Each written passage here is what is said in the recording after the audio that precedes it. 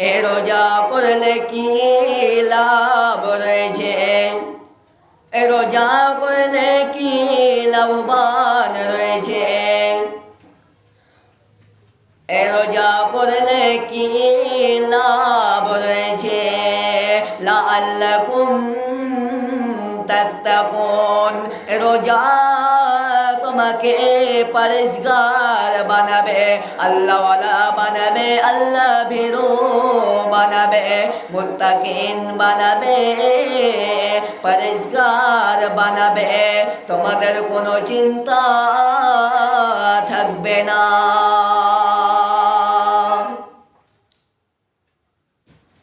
এই রমজান যদি পালন করেন, এই রোজা আপনাকে মুত্তাকি বানাবে, পরেজগার বানাবে, আল্লাহওয়ালা বানাবে। এই রমজান মাসে আপনাকে পিপাসা লাগছে, ভোগ লেগেছে,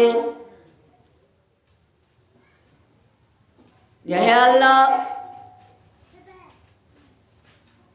আমি একটু পানি পান করবো। আল্লাহ বলছেন না, তো বিরত থাক।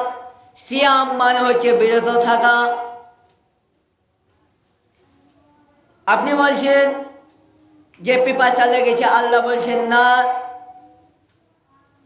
বিরত থাক, তোর মূল্য বাড়বে। পানি পান করবি না, তোর মূল্য বাড়বে। খাবার খাবি না, তোর মূল্য বাড়বে।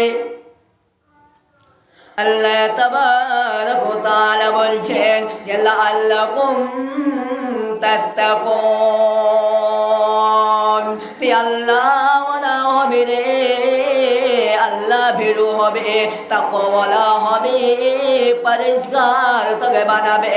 এই রোজা তোকে জান্নাতে নিয়ে যাবে, তোদের কোনো চিন্তা রবে না, রবে না।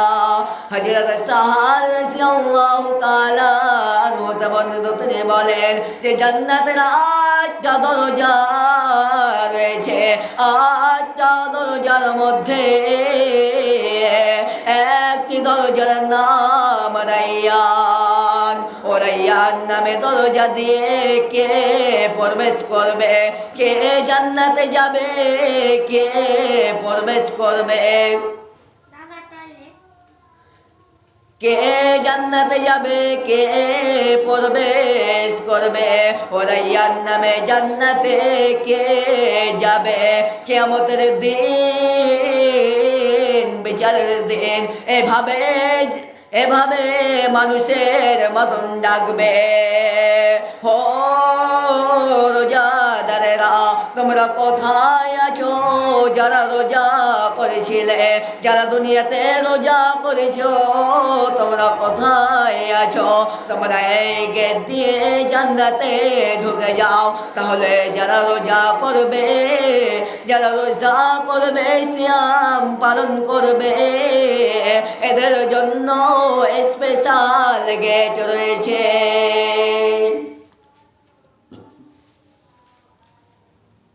জান্নাতের 8টি দরজা রয়েছে। ওই 8টি দরজার মধ্যে একটি দরজার নাম হচ্ছে রায়্যান।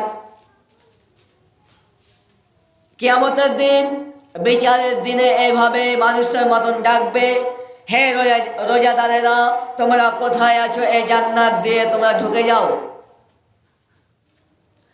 এই স্পেশাল একটা গেট থাকবে। যখন রোজাদারেরা যখন ঢুকে যাবে, তখন গেটে তালা মেরে দেওয়া হবে, আর কোনো ব্যক্তিকে ঢোকা হবে না। তা রমজান মাস এতটাই গুরুত্বপূর্ণ। নবী করিম সাল্লাল্লাহু আলাইহি ওয়াসাল্লাম বলছেন যে যখন রমজান উপস্থিত হয়ে যায়, যখন রমজান উপস্থিত হয়, যখন রমজান চলে আসে,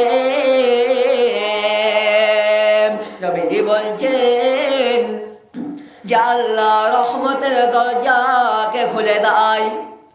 আল্লাহ রহমতের দরজাকে খুলে দেয়, জান্নাতের দরজাকে খুলে দেয়, আসমানের দরজাকে খুলে দেয়, জাহান্নামের গেটকে তালা মেরে দেয়, শয়তানকে জিঞ্জির দিয়ে শিকল দিয়ে বেঁধে রেখে দেয়। কেননা এটা রহমতের মাস, এটা বরকতের মাস, তোমরা এ রহমতকে লুটে লুটে নাও।